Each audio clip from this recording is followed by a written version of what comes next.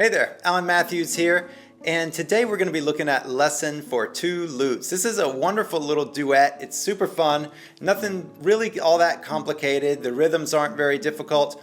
It's pretty accessible, and it's just a lot of fun. So we're going to take a look at it, and then I'll show you the components of the course that goes along with this piece, and you'll find out what is included in that, and we'll just do a brief overview of the piece so you'll know what you're getting into.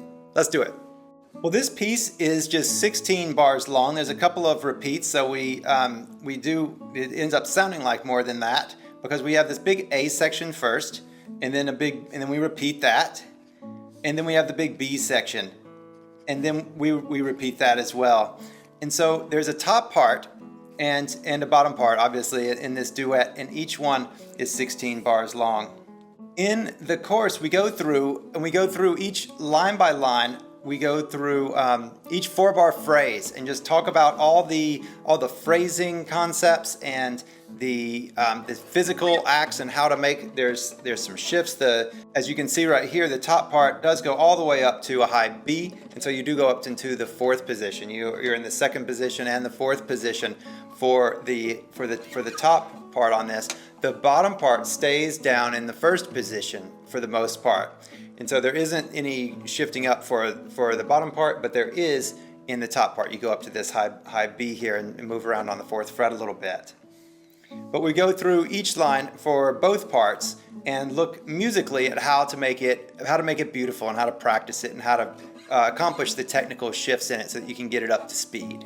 Speaking of speed, I've given you 4 different tempos to play it along with. So it's an andante, so it's about 85 or 90. So I've given you one at 88 that you can play along with. Also one at 75, one at 65, and one at 50 beats per minute. So that you can work up, even at 50 beats a minute, you can play along with it, and then you can just, as you work on it, you can get faster and faster up to tempo. So you don't have to have it completely mastered before you play along with the duet part. You can also use it for practice and play along with the part that you are playing.